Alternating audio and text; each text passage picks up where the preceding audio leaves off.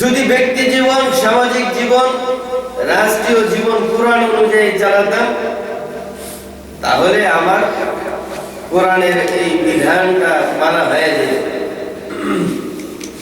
কিন্তু সমস্যা হলো আমি নিজেই কোরআনকে ফলো করি না, সমাজ কি ফলো করবে, রাষ্ট্র কি ফলো করবে? ব্যক্তি জীবনে কোরআন ঢুকলে সেখান থেকেই তো রাষ্ট্র, ব্যক্তি দিয়েই তো রাষ্ট্র। এই জন্য আল্লাহ তাআলা বলেন, আলাম তাকুন আয়াতি তুতলা আলাইকুম ফাকুনতুম বিহা তুকাযযিবুন। বিশ্ব জগতের মালিক আল্লাহ রাব্বুল আলামিন বলেন, আমার কোরআনটাকে তোমাদের সামনে পাঠ করা হয়েছে, কোরআনের প্রতিটা বিধান তোমাদের সামনে স্পষ্ট করে দেওয়া হয়েছে, বর্ণনা করা হয়েছে, কিন্তু তোমরা কোরআনের বিধানগুলোকে অস্বীকার করেছো। অস্বীকার হয়তো বা অনেকে মুখে মুখে না করলেও ব্যক্তি জীবনে যদি কোরআনটাকে বাস্তবায়ন না করে, তাহলে সেটাও এক ধরনের অস্বীকৃতি। কথা বলেন ঠিক কিনা? আল্লাহ রাব্বুল আলামিন বলে দিলেন, আলাম তাকুন আয়াতি, আমার আয়াতগুলো তোমাদের সামনে তেলাওয়াত করা হয়েছে, ফাকুনতুম বিহা তুকাযযিবুন, কিন্তু তোমরা এগুলাকে মিথ্যা প্রতিপন্ন করেছিলে। ক্বালু রাব্বানা গালাবাত আলাইনা শিকওয়াতুনা ওয়া কুননা কওমান দাল্লিন। এরপরে এই বেঈমান কাফেরগুলো আল্লাহর কাছে বলবে, আল্লাহ রব্বানা গালাবাত আলাইনা শিকওয়াতুনা, আয় রব্বুল আলামিন, আমাদের দুর্ভাগ্য, আমাদের দুর্ভাগা, আমাদের দুর্ভাগ্য আমাদেরকে গ্রাস করে নিয়েছিল। ওয়া কুননা কওমান দাল্লিন, এবং জমিনের মধ্যে আমরা বিভ্রান্ত ছিলাম। কিয়ামতের দিন মানুষগুলো তাদের দুর্বলতা আল্লাহর কাছে স্বীকার করবে। জমিনটাকে যদি, হায়াতে জিন্দেগি যদি আল্লাহর হুকুম অনুযায়ী না চালায়, এই জীবন পার করে আল্লাহর সামনে দাঁড়িয়ে নিজের দুর্বলতা স্বীকার করলেই আল্লাহ মাফ করে দিবেন। এরকম আল্লাহ মাফ করে দিবেন কি? আল্লাহ মাফ করবেন না। রব্বানা গালাবাত আলাইনা শিকওয়াতুনা, আমাদের দুর্ভাগ্য আমাদেরকে গ্রাস করে নিয়েছিল। ওয়া কুননা কওমান দাল্লিন, এবং আমরা বিভ্রান্ত ছিলাম। রব্বানা আখরিজনা মিনহা ফাইন উদনা ফাইন্না যালিমুন। এরপরে তারা আবার আল্লাহর কাছে ফরিয়াদ করবে, আল্লাহ আমাদেরকে আবার দুনিয়াতে পাঠিয়ে দেন। এবার যদি দুনিয়াতে গিয়ে আল্লাহর নাফরমানি করি, আপনার হুকুম অমান্য করি, তাহলে আমরা সত্যিকার অর্থেই বড় জালেম সাব্যস্ত হব। আর আল্লাহর কাছে বলবে, আল্লাহ আপনি তারপরও স্বীকার করে নিলাম আমাদের সব ভুল ত্রুটি, আমাদের দুর্বলতা স্বীকার করে নিলাম, আপনি আমাদেরকে আবার দুনিয়াতে পাঠিয়ে দেন। এরপরেও যদি এবার দুনিয়াতে গিয়েও যদি আবার সেই অপরাধ গুলো করি, তাহলে সত্যিকার অর্থে আমরা বড় জালেম, আমাদেরকে আর মাফ করা লাগবে না। তাদের এই বক্তব্য শোনার সাথে সাথে আল্লাহ তাআলা রাগ উঠে যাবে। আল্লাহ রাব্বুল আলামিন বলবেন, ক্বালাফসাউ ফিহা, আল্লাহ রাব্বুল আলামিন রাগান্বিত হয়ে হুঙ্কার ছেড়ে বলবেন, ক্বালাফসাউহা ফিহা ওয়া লা তুকাল্লিমুন। আল্লাহ রাব্বুল আলামিন রাগান্বিত হয়ে বলবেন, এই বেঈমান কাফের দল, একবার পাঠিয়েছি, একবার পাঠিয়ে আমার সব নিদর্শনগুলো তোমাদের সামনে স্পষ্ট করে দিয়েছি, এরপরেও তোমরা আবার বিধান মানো নাই, আবার ফরিয়াদ করলে দুনিয়াতে যেতে চাও। সাবধান, একটা কথাও বলবে না। এই জাহান্নামের মধ্যে তোমরা লাঞ্ছিত অবস্থায়, অপদস্থ অবস্থায় জাহান্নামের মধ্যে পড়তে থাকো। নাউজুবিল্লাহ। আল্লাহ তাআলা বলবেন, ওয়ালা তুকাল্লিমুন, সাবধান, আর একটা কথাও তোমরা উচ্চারণ করবে, আর একটা শব্দও তোমরা উচ্চারণ করবে না, আমার কাছে আর কোন ফরিয়াদ দিয়ে তোমরা আসবে। আল্লাহ ধমক দিয়ে দিবেন। কেন? দুনিয়ার জীবনে আমরা আল্লাহর বিধান মানি না, একবার অনেক সুযোগ পেয়েছি, আমরা কত গুনাহ করেছি, অপরাধ করেছি, এরপরেও আল্লাহ তাআলা আমাদের অপরাধগুলোকে গোপন রেখেছে। কখন কি আল্লাহ তাআলা আমাদের অপরাধগুলো প্রকাশ করেছেন? রাতের অন্ধকারে নিস্তব্ধ গভীর রজনীতে নির্জন কক্ষের মধ্যে অপরাধ করেছি, এরপরে আল্লাহ রাব্বুল আলামিন আমাদের অপরাধগুলো মানুষের সামনে প্রকাশ করে দেন না। আল্লাহ তাআলা যদি আমাদের অপরাধগুলো প্রকাশ করে দিতেন, জানতে চাই মুসলমান, কোন ব্যক্তির অপরাধ যদি প্রকাশিত হয়ে যায়, ওই ব্যক্তিটা যেমন আগে বুক ফুলিয়ে রাস্তায় চলতো, অপরাধ প্রকাশিত হওয়ার পরে রাস্তায় ওইভাবে চলতে পারবে না, ওইভাবে আর চলতে পারবে না। সন্তানের অপরাধগুলো যদি বাবা জেনে যায়, তাহলে বাবা কোনদিন সন্তানের পরিচয় দিবে না। এমনকি সন্তান যদি বাবার অপরাধগুলো জেনে যায়, তাহলে ওই সন্তান কোনদিন বাবাকে বাবা বলে একটা ডাক দিবে না। কথা বলেন ঠিক কিনা? কিন্তু আল্লাহ রাব্বুল আলামিন সাত্তারুল উয়ুবের চাদর দিয়া আমাদের সব অন্যায় অপরাধগুলোকে গোপন করে রেখেছেন। আল্লাহ রাব্বুল আলামিন কোনদিন প্রকাশ করে নাই। সকাল থেকে নিয়ে সন্ধ্যা পর্যন্ত অপরাধ করেছি, বিকেল বেলা একবার যদি আল্লাহর কাছে ক্ষমা চাইতে পারছি, সাথে সাথে বিশ্ব জগতের মালিক আমাদের গুনাহগুলো মাফ করে দিয়েছেন। সুবহানাল্লাহ। শয়তান বলেছিল, আল্লাহ আমাকে পাওয়ার দেন, ক্ষমতা দেন, আমি বনি আদমের প্রতিটা রগের শিরায় শিরায় ঢুকতে চাই, প্রতিটা রগের ভিতরে ঢুকতে চাই, সামনে থেকে, পিছন থেকে, ডানে থেকে, বামে থেকে, নিচ থেকে আমি আপনার বান্দাদেরকে ধোঁকা দিতে চাই, যে কোনো উপায়ে আপনার বান্দাদেরকে আমি জাহান্নামে করতে চাই। শয়তান সব দিক থেকে আবেদন করেছিল, আল্লাহ তাআলা তাকে পাওয়ার দিয়েছেন। এই জন্য শয়তান মানুষের মস্তিষ্ক পরিবর্তন করে দিতে পারে। শয়তানকে আল্লাহ রাব্বুল আলামিন এমন পাওয়ার দিয়েছেন, যে পাওয়ার খাটিয়ে শয়তান একজন মানুষের মস্তিষ্ক পরিবর্তন করে দিতে পারে, চিন্তা ভাবনা পরিবর্তন করে দিতে পারে, ঈমান চেতনাকে ধ্বংস করে দিতে পারে। শয়তানের এমন পাওয়ার আছে। এই জন্য শয়তান সকাল থেকে নিয়ে সন্ধ্যা পর্যন্ত, সন্ধ্যা থেকে নিয়ে সকাল পর্যন্ত শয়তান মানুষকে ধোঁকা দিতে থাকে, আর মানুষও তার ধোঁকায় পড়ে যায়। মানুষ পাপাচারের মধ্যে লিপ্ত হয়, সগীরা গুনাহ করে, কবিরা গুনাহ করে। আল্লাহ রাব্বুল আলামিন শয়তানকে পাওয়ার দিয়েছেন, যার কারণে শয়তান মানুষকে ধোঁকায় ফেলে দিতে পারে। কিন্তু আল্লাহর রাসূল বলে দিলেন, শয়তানকে যত বড় পাওয়ার আল্লাহ তাআলা দিয়েছেন, তার চাইতেও বড় পাওয়ার আল্লাহ তাআলা বনি আদমকে দিয়েছেন। সুবহানাল্লাহ। আল্লাহ তাআলা কেমন পাওয়ার বনি আদমকে দিলেন? সকাল থেকে নিয়ে সন্ধ্যা পর্যন্ত একজন মানুষ গুনাহ করবে, অপরাধ করবে, শেষ বিকেলে অনুতপ্ত হয়ে আল্লাহর কাছে শুধুমাত্র একবার ক্ষমা চাইবে। বিশ্বজগতের মালিক আল্লাহ রাব্বুল আলামিন তার তামাম জিন্দেগীর সমস্ত গুনাহগুলো মাফ করে দিবে। সুবহানাল্লাহ। বনি আদমের পাওয়ার কত বেশি! করম বি ওয়া লুৎফে খুদাওয়ান্দেগার, করম বি ওয়া লুৎফে খুদাওয়ান্দেগার, গুনাহ বান্দা কর দস্ত কে ও সব মেসার। আল্লাহ তাআলা বলেন, বান্দারে সারাদিন গুনাহ করবি, সেই বিকেলে যদি একবার আমার কাছে মাফ চাইতে পারো, তোমার জিন্দেগীর সব গুনাহ আমি মাফ করে দিব। সুবহানাল্লাহ। আল্লাহ জিন্দেগীর সমস্ত গুনাহ মাফ করে। এই যে এত সুযোগ থাকা সত্ত্বেও যদি আমরা আল্লাহকে খুশি না করতে পারি, শেষ জীবনে ওই কিয়ামতের ময়দানে আল্লাহর কাছে গিয়ে যদি আবেদন করে, আল্লাহ ভুল হয়েছে, এবার কিয়ামতের দিন মাফ করে দেন, তাহলে কি আল্লাহ মাফ করবে?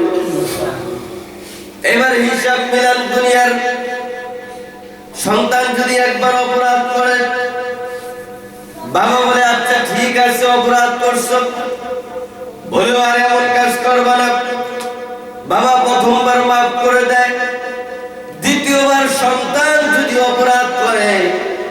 সর্বোচ্চ দ্বিতীয়বার মাফ করতে পারে। সন্তান যদি তৃতীয়বার অন্যায় করে ফেলে, অপরাধ করে, তাহলে বাবা কোনদিন সন্তানকে মাফ করে না। কথা বলেন ঠিক কিনা?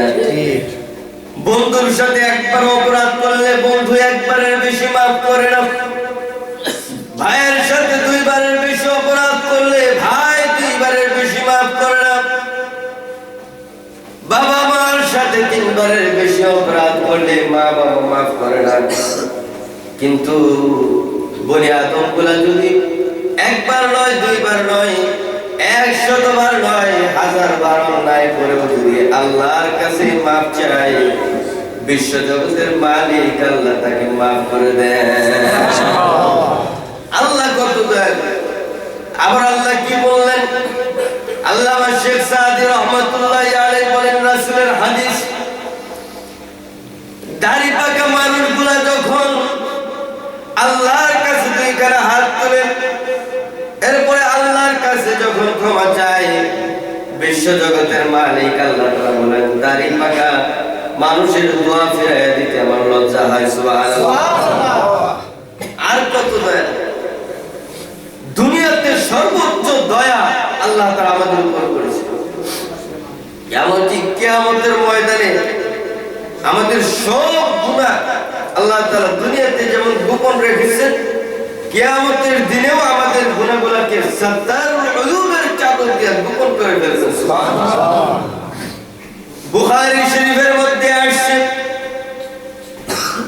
আল্লাহ রাব্বুল আলামিন বলেন, বনি আদম যতক্ষণ পর্যন্ত নিজের গুনাহের খবর প্রচার না করে, নিজের গুনাহগুলোকে যতক্ষণ পর্যন্ত প্রচার না করে, প্রকাশ না করে, ততক্ষণ পর্যন্ত আল্লাহ রাব্বুল আলামিন তার গুনাহগুলোকে প্রকাশ করে না। সুবহানাল্লাহ। এভাবে যদি সে মারা যায়, গুনাহগুলো দুনিয়াতে প্রকাশিত হলো না, এভাবে যদি মারা যায়, তাহলে কিয়ামতের ময়দানে গুনাহগুলোকে আল্লাহ গোপন করে দিবেন। ছোট কোনো ইবাদতের সন্ধান আল্লাহ যদি পেয়ে যান, বিশ্ব জগতের মালিক আল্লাহ তাআলা তাকে মাফ করে জান্নাতে ঢুকায় দিবেন। আল্লাহ কত দয়া! এরপরেও যদি মানুষ আল্লাহকে না চিনে, আল্লাহর বিধান মতে না চলে, আর আল্লাহ তাআলা যদি ওই ব্যক্তির জন্য জাহান্নামের ফয়সালা করে, তাহলে এখানে বলেন আল্লাহ কি ইনসাফের বিচার করলো নাকি জুলুমের বিচার করলো? ইনসাফ। ইনসাফের বিচার আল্লাহ তাআলা করলেন। ওয়ালা ইসলাম রাব্বুকা আহাদা। আল্লাহ তাআলা কিয়ামতের দিন কারো উপর জুলুম করবেন না। এমনকি কাফের মুশরিকরা পর্যন্ত বলবে, নিঃসন্দেহে আজকের এই কিয়ামতের ময়দানে আল্লাহ তাআলা যে বিচারটা করে দিলেন, এর চাইতে সুন্দর বিচার আর হতে পারে না। আল্লাহ তাআলা আমাদের উপর জুলুম করেন নাই, আমরা এটার প্রাপ্য ছিলাম। একজন কাফেরকে জাহান্নামে দেওয়া হবে, সে জাহান্নামী ব্যক্তিটাও বলবে, আল্লাহ আপনি জুলুম করেন নাই, নিঃসন্দেহে জাহান্নামে যাওয়ার উপযুক্ত ছিলাম, এই জন্য আপনি আমাদেরকে জাহান্নামে ফেলে দিয়েছেন, আপনার কোনো দোষ নেই। কাফেররা পর্যন্ত স্বীকার করবে, আল্লাহ আপনি কোনো জুলুমই করেন নাই। আল্লাহ তাআলা সবগুলো বিষয় আমাদেরকে জানায়। এটা হচ্ছে 1 নম্বর বিষয়, যে আল্লাহ তাআলা দুনিয়ার মানুষের সামনে পরীক্ষার প্রশ্নোত্তর পর্বগুলা উন্মোচন করে দিয়েছে। প্রশ্নপত্রগুলাকে আল্লাহ তাআলা উন্মোচন করে দিয়েছেন, দেখার সুযোগ করে দিয়েছেন এবং শেখার সুযোগ করে দিয়েছেন। কিন্তু মানুষ যখন এগুলা মানলো না, তখন কিয়ামতের দিন আল্লাহ বলবেন, তোমাদেরকে আর দুনিয়াতে পাঠানোর কোনো সুযোগ নেই। 2 নম্বর বিষয় হলো, ইন্নাহু কানা ফারিকুম মিন ইবাদি ইয়াকুলুনা রাব্বানা আমান্না ফাগফির লানা ওয়ারহামনা ওয়া আনতা খায়রুর রাহিমিন। 2 নম্বর কারণ আল্লাহ তাআলা বর্ণনা করবেন, হে পৃথিবীর মানুষ, ইন্নাহু কানা ফারিকুম মিন ইবাদি, জমিনের মধ্যে আমার এক শ্রেণীর বান্দা ছিল, আমার কিছু লোক ছিল, আমার কিছু পার্সোনাল ব্যক্তি ছিল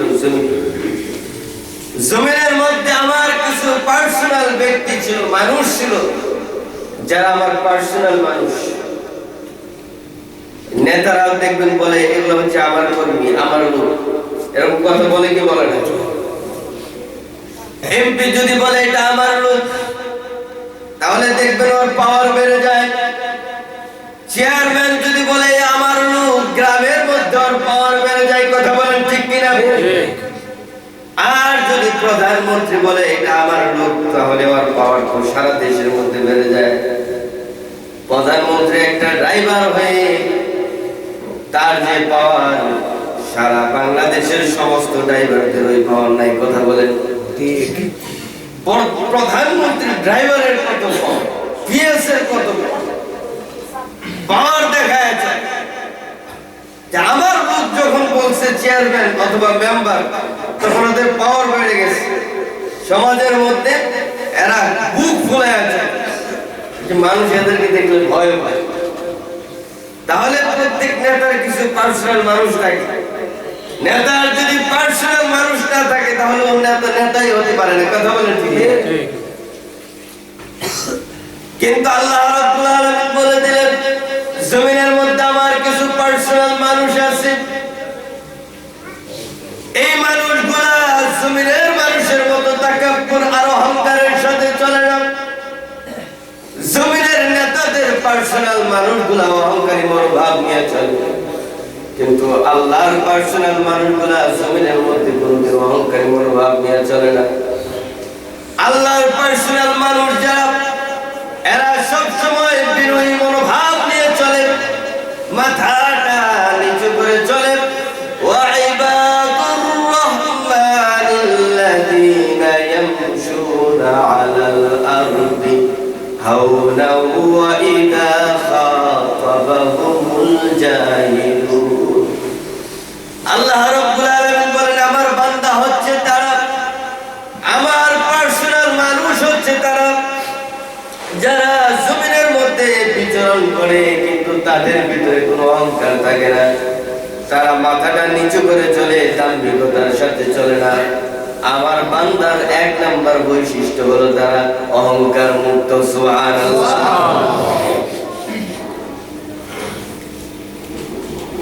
আল্লাহর পার্সোনাল মানুষ যারা, এদের ভিতরে কোনো অহংকার নাই। আল্লাহ রাব্বুল আলামিন এই পার্সোনাল ব্যক্তিদের কিছু বৈশিষ্ট্য বর্ণনা করতেছেন।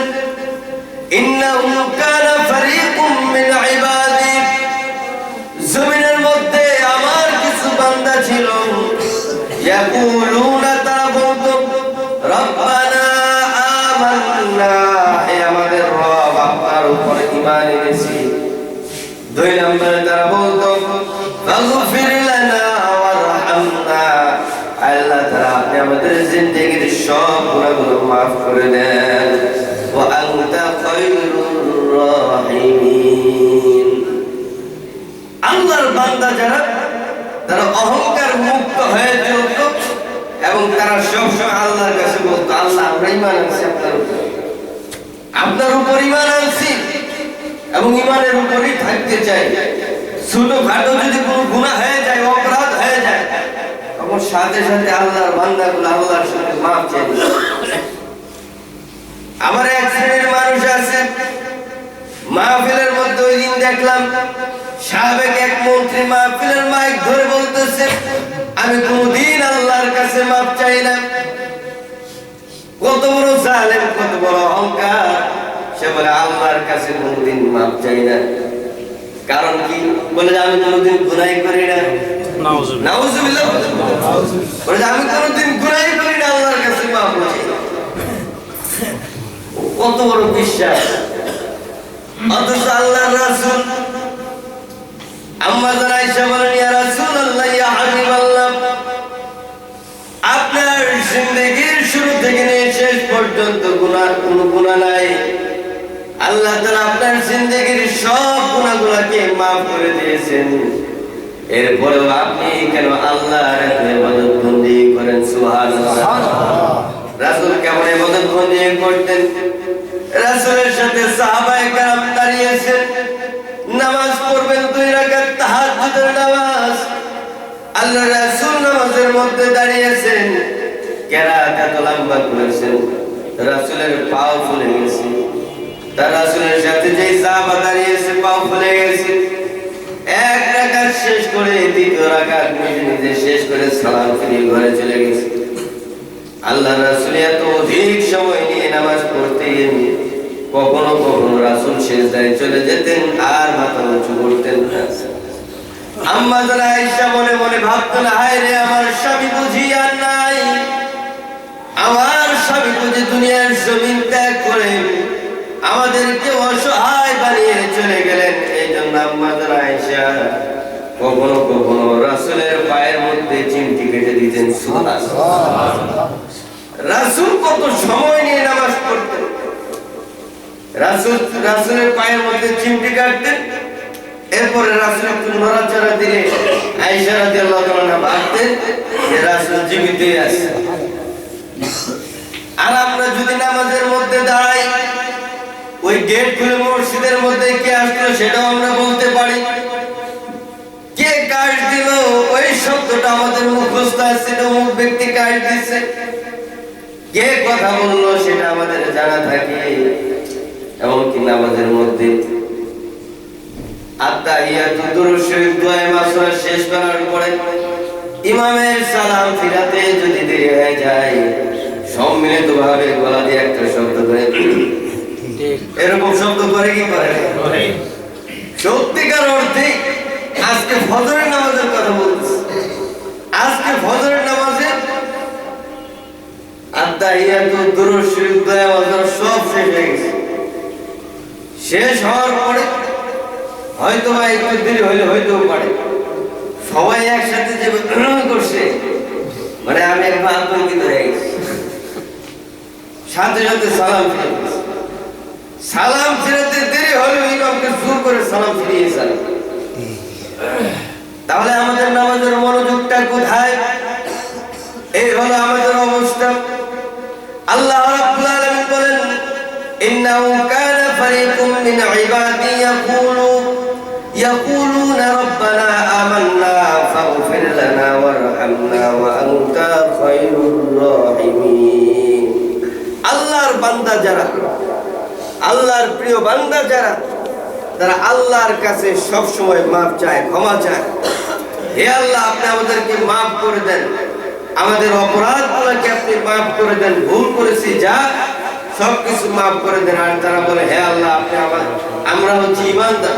তারা ইমানদার বলে বারবার আল্লাহর কাছে স্বীকারোক্তি দেয়। এখন কথা হলো, এই যে আল্লাহর পার্সোনাল ব্যক্তিদের পরিচয় দিচ্ছেন, তারা বলে, হে আল্লাহ, আমরা আপনার উপর ঈমান আনছি, আমাদেরকে মাফ করে দেন। দুইটা গুণের কথা এখানে বলা হলো। ওই ব্যক্তিকে সবাই হতে পারবে নাকি আসলে সবাই হতে পারবে না, এটা একটা জানার বিষয়। যে আল্লাহর পার্সোনাল ব্যক্তি হওয়ার যোগ্যতা সবার ভিতরে আছে কিনা, এটা জানার দরকার আছে না নাই? আছে। এটার জবাব হচ্ছে, আল্লাহর পার্সোনাল ব্যক্তি হওয়ার যোগ্যতা প্রতিটা ব্যক্তির আছে। সুবহানাল্লাহ। প্রতিটা ব্যক্তি যদি চায় আল্লাহর ওলি হতে, প্রতিটা ব্যক্তি আল্লাহর ওলি হতে পারবে। সুবহানাল্লাহ। এই যোগ্যতা, এই মেধা, এই জ্ঞান আল্লাহ তাআলা সবাইকে দিয়েছেন। কিন্তু সমস্যা হলো, জমিনের মধ্যে কোন কোন মানুষ আল্লাহর ইবাদত বন্দেগীতে লিপ্ত থাকে, আরেক শ্রেণীর মানুষ আছে শয়তানের ধোঁকায় পড়ে শয়তানের রাস্তায় চলতে থাকে। কোরআনের মধ্যে আসছে যে শয়তানের অনুসারী যারা কিয়ামতের দিন শয়তানের কাছেই যাবে। শয়তান বলবে, আজকে আমার কাছে আসছো কেন? শয়তানকে ওই মানুষগুলা বলবে, তুমি না আমাদেরকে কত আশ্বাস দিলে, তুমি আমাদেরকে এটা দিবা সেটা দিবা। শয়তান বলবে, না জান একদম, আজকে নিজেকে নিয়ে বড় টেনশনে আছে, আজকে নিজেকে নিয়েই বড় টেনশনে আছে, তোমাদেরকে কি সাহায্য করবে? তোমাদেরকে তো আমি ধোঁকা দিতে ভাবেছিলাম, শ্রেষ্ঠ ধোঁকাবাজ, আমার নামটাই ছিল শয়তান, আমি ছিলাম তোমাদের প্রকাশ্য দুশমন। এই কথাগুলো আল্লাহ তাআলা তোমাদেরকে জানিয়েছেন, কোরআনের মাধ্যমে জানিয়েছেন, রাসূল হাদিসের মাধ্যমে জানিয়েছেন, তাবেঈ সাহাবায়ে কেরামদেরকে জানিয়েছেন, আলেম ওলামারা জানিয়েছেন। এত মানুষ তোমাদেরকে জানানোর পরেও তোমরা আমার ধোঁকায় কেন পড়লে? আজকে আমার সামনে এসো না, আপনি নিজেকে নিয়ে বড় টেনশনে আছে। আল্লাহর কাছে যাও, আল্লাহর কাছে যাও, দেখো আল্লাহ কি ফয়সালা করে। আজকে আমি নিজেই তো জাহান্নামে গেলে সেই দিন জমিনের এই মানুষগুলা সেই দিন বুঝতে পারবে আসলে কোন পথ ছিল, কোন পথে চলেছিলাম। এজন্য সময় আছে, আল্লাহর পথে চলা দরকার আছে না নাই? আল্লাহর পথেই চলতে হবে। এক শ্রেণীর মানুষ যারা আল্লাহর পার্সোনাল ব্যক্তি, তারা বলে আমাদের ঈমান, আল্লাহর উপর আমরা ঈমান এনেছি। ঈমান তিনটা জিনিসের সমন্বয়ে গঠিত। ঈমান কয় জিনিসের সমন্বয়ে গঠিত? তিন জিনিসের সমন্বয়ে ঈমান গঠিত। এক হচ্ছে ইকরার বিল লিসান, দুই নম্বর হচ্ছে তাসদীক বিল জানান, তিন নম্বর হচ্ছে আমালুন বিল জাওয়ারিহ। এক নম্বর হচ্ছে মুখের ঈমান, কওলি ঈমান, মানে মুখে মুখে স্বীকারোক্তি দিতে হবে, মুখের ঈমান। আরেকটা হচ্ছে অন্তরের ঈমান, অন্তর দিয়ে বিশ্বাস করতে হবে। তিন নম্বর হচ্ছে আমলের ঈমান। একটা হলো কথার ঈমান, দুই নম্বর হলো অন্তরের ঈমান, তিন নম্বর হচ্ছে আমলের ঈমান। তাহলে ঈমান কয়টা জিনিসের সমন্বয়ে গঠিত? ঈমান তিনটা জিনিসের সমন্বয়ে গঠিত। একটা হচ্ছে মুখের ঈমান। মুখের ঈমান হলো জবান দিয়ে স্বীকৃতি দিতে হবে, আশহাদু আল্লা ইলাহা ইল্লাল্লাহু ওয়া আশহাদু আন্না মুহাম্মাদান আবদুহু ওয়া রাসূলুহু। এক নাম্বার হচ্ছে মুখের স্বীকারোক্তি, এভাবে বলতে হবে, আয় রব্বুল আলামিন, আমি সাক্ষ্য দিচ্ছি আল্লাহ ছাড়া কোনো মাবুদ নাই, এবং আমি আরো সাক্ষী দিচ্ছি জনাবে মুহাম্মাদুর রাসূলুল্লাহ সাল্লাল্লাহু আলাইহি ওয়াসাল্লাম আল্লাহ তাআলার প্রেরিত রাসূল। সুবহানাল্লাহ। এই সাক্ষ্য আমরা সবাই দেই তো ইনশাআল্লাহ। কিন্তু আক্ষেপের বিষয়টা থেকেই যায়। অনেক মানুষ আছে কালেমাটাও ভালো করে বলতে পারে না, কালেমাটাও শুদ্ধভাবে বলতে পারে না। এই মানুষগুলো আল্লাহর কাছে কি জবাব দেবে? বারংবার বলা হচ্ছে যে ফরজ বিধান যেগুলো, ওই ফরজ বিধানের ইলম অর্জন করা ফরজ। আল্লাহর কাছে এগুলোর জবাব না দিতে পারলে আল্লাহ মাফ করবেন না। ফরজ বিধান জ্ঞান তো আমাদের শিখতেই হবে।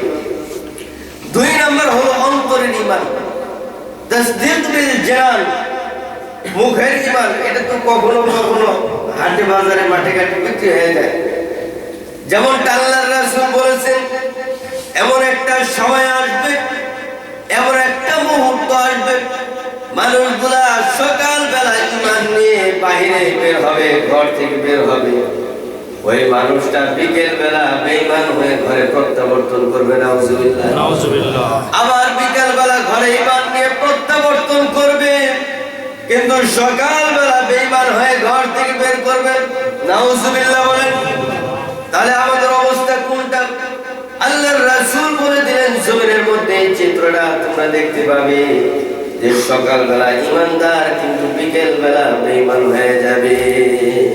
আল্লাহ তাআলা আমাদেরকে হেফাজত করেন, সকলে বলেন আমিন। তাহলে অন্তরের ঈমান, অন্তরের ঈমান আবার কয়েকটা বিষয়ে গঠিত। যার অন্তরের ঈমান আছে তার ভিতরে চারটা জিনিস থাকতে হবে। কয়টা জিনিস?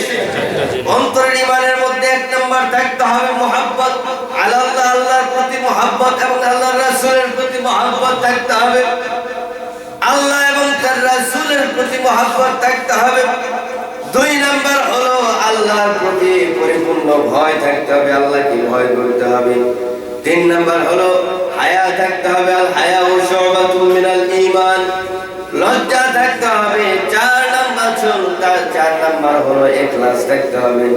আমরা যা কিছু করব, আমরা যত ইবাদত বন্দি করব, জমিনের কোন মানুষের জন্য নয়।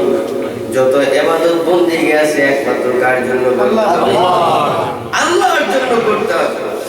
আল্লাহ রাব্বুল আলামিন বলেন যে আমাকে ভালোবাসতে হবে, আমার রাসূলকে ভালোবাসতে হবে দুনিয়ার সবকিছুর চাইতে বেশি। দুনিয়া এক পাশে, আল্লাহর মুহাব্বত আর ভালোবাসা আরেক পাশে। সুবহানাল্লাহ। আল্লাহর জীবনকে উৎসর্গ করে দেওয়া লাগে, তবু আল্লাহর ভালোবাসা প্রকাশ করতে গিয়ে নিজের জীবনকে উৎসর্গ করে দিতে হবে। এটাই হচ্ছে আল্লাহর প্রতি ঈমান। সুবহানাল্লাহ। সাহাবায়ে কেরাম নিজেদের জীবনকে উৎসর্গ করে দিয়ে আল্লাহর সামনে নজির স্থাপন করেছে, আল্লাহ আমি আপনাকে ভালোবাসি।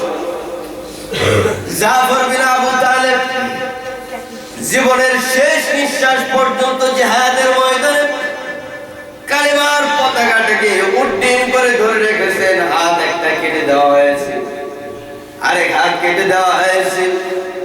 এরপরে জাফর বিন আবু তালেব জিহাদের ময়দানে কালিমার পতাকাটাকে জবান দিয়ে কামড় দিয়ে উঁচু করে ধরে রেখেছেন। সুবহানাল্লাহ। এবং যখন তার মৃত্যুর সময় ঘরে আসলো, সাহাবায়ে কেরাম ভাবতে লাগলেন এই বুঝি ইসলামের পতাকা জমিনের মধ্যে পড়ে যাচ্ছে, ইসলামের পরাজয় ঘরে আসছে। দৌড় দিয়ে জাফর বিন আবু তালেবের কাছে গেছে। এবার জাফর বিন আবু তালেব বলেন, আমার সঙ্গী সাথীরা তোমরা আমার রাসূলের কাছে সালাম পৌঁছে দিও। আমার সঙ্গী সাথীরা তোমরা আমার রাসূলের কাছে, আমার হাবিবের কাছে সালাম পৌঁছে দিও। আর বলে দিও জাফর বিন আবু তালেব জীবনের শেষ নিঃশ্বাস পর্যন্ত আল্লাহর দ্বীনকে জমিনের মধ্যে কায়েম করার জন্য, আল্লাহর কালেমার পতাকাটাকে উড্ডীন করার জন্য জীবনের শেষ নিঃশ্বাস পর্যন্ত চেষ্টা করেছি। এই আবু জাফর কে? জাফর বিন আবু তালেব সে তো এমন পাক্কা ইমানদার ছিল যে আল্লাহর মহব্বতে সবেমাত্র বিয়ে করেছে, বউকে বাসর ঘরে রেখে আল্লাহর জন্য জিহাদের ময়দানে চলে গেছে। সুবহানাল্লাহ। এ হচ্ছে জাফর বিন আবু তালেব। এদের ঈমান শুধু মুখে মুখে নয়, এদের ঈমান দিলের ভিতরেও ছিল। এই ধরনের আল্লাহর মহব্বত অর্জন করতে হবে। 2 নাম্বার হলো আল্লাহর প্রতি ভয় অর্জন করতে হবে। আল্লাহর প্রতি ভয় যদি না থাকে তাহলে একজন ঈমানদারের ঈমান কোনদিন সুন্দর হতে পারে না। তাকওয়া হচ্ছে ঈমানদারের সুন্দর পোশাক। একজন ব্যক্তি কোটি কোটি টাকার মালিক, ধন সম্পদের অভাব নাই, ওই ব্যক্তিটা যদি ছিঁড়া কাপড় পরিধান করে চলে, নোংরা কাপড় পরিধান করে চলে, মানুষ তাকে কোনোদিন বড়লোক বলবে, মানুষ তাকে কোনোদিন বড়লোক বলবে না। যদিও বড়লোক মানুষ জানে, তবু মানুষগুলা তাকে বলবে মনটা ছোট। কথা বলেন ঠিক কিনা? বলবে এই ব্যক্তির মনটা ছোট। আর না হয় যারা তাকে না চেনে তারা বলবে লোকটা মনে গরিব, দরিদ্র মানুষ। তো পোশাক মানুষের ব্যক্তিত্বের পরিচয় বহন করে। আর তাকওয়া, অন্তরের তাকওয়া, আল্লাহর প্রতি ভয়, এটা ঈমানদারের দামি পোশাকের পরিচয় বহন করে। সুবহানাল্লাহ। ভয় কেমন জিনিস? ভয় হলো এমন জিনিসকে বলা হয় আল্লাহর প্রতি ভয় যখন অন্তরের মধ্যে জাগ্রত হয়ে যাবে, প্রকাশ্যে আর গোপনে বান্দা কোনদিন গুনাহ করতে পারবে না। সুবহানাল্লাহ। এক ব্যক্তি এক পীর সাহেবের কাছে মুরিদ হওয়ার জন্য, 2 জনে গেছে। পীর সাহেব তাদেরকে নিয়ে একটা পরীক্ষা চালাইছে যে 2 জনের মধ্যে কে সবচেয়ে ভালো, এটা জানার জন্য পরীক্ষা করছে। তো 2 জনের কাছে 2টা টাকার পুটলা দিছে এবং বলছে তোমরা এমন জায়গায় গোপন করবে যেখানে কেউ তোমাদেরকে দেখে, এই পুটলাটা যাতে করে কেউ খুঁজে না। তো আগে বলে দিছে কেউ যাতে না দেখে। একজন গেছে তাড়াতাড়ি ওইটা গোপন করে চলে আসে যে পীর সাহেবের কথাটা আমি তাড়াতাড়ি মানলাম। আরেকজন গেছে সকাল থেকে নিয়ে সন্ধ্যা পর্যন্ত, সকাল পার হয়ে যায়, দুপুর পার হয়ে যায়, বিকেল পার হয়ে যায়, সন্ধ্যা পার হয়ে যায়, শেষ রজনীতে কান্না করতে করতে পীর সাহেবের কাছে আসছে। এবার বলে তোমার ভাই কত চালু মানুষ, দ্রুত কাজ করে চলে আসছে, তুমি এখনো পর্যন্ত এই কাজটা করতে পারলে না। এবার বলে এ আমার শায়েখ, এ আমার মুরব্বি, শুনুন, আমি আপনার তো পুটলাটা নিয়ে ঘরের ভিতরে গেলাম, ভাবলাম ঘরের ভিতরে কেউ দেখবে না, ঘরের ভিতরে ঢুকালাম, কিন্তু দিল সাক্ষী দিল ঘরের ভিতরে কেউ না দেখলেও যিনি দেখেন তিনি কে। এবার নদীতে গেলাম, নদীর পানির নিচে ডুব দিলাম, মাটির নিচে দাফন করলাম, দিল সাক্ষী দিল জমিনের কেউ না দেখো, সমুদ্রের মাছ না দেখুন, কিন্তু যিনি দেখেন চিল্লায় বলেন তিনি কে? এবার ভাবলাম দিনের বেলা হয়তো সবাই দেখবে, রাতের অন্ধকারে কেউ দেখবে না। এবার রাতের অন্ধকারে নিস্তব্ধ গভীর রজনীতে বনের ভিতরে চলে গেছে, জঙ্গলের ভিতরে গিয়ে ওই পুটলাটাকে দাফন করেছে। কিন্তু দিল সাক্ষী দিয়েছে এখানে কেউ না দেখলেও যিনি দেখছেন চিল্লায় বলেন তিনি কে? আল্লাহ দেখছেন। এ হচ্ছে ঈমান। আল্লাহর প্রতি ভয় থাকতে হবে, হায়া থাকতে হবে। এগুলো নিয়ে আবার আলোচনা করবো ইনশাআল্লাহ। আল্লাহ তাআলা আমাদেরকে এই কথাগুলোর উপরে আমল করার তৌফিক দান করেন। সকলে বলেন আমিন।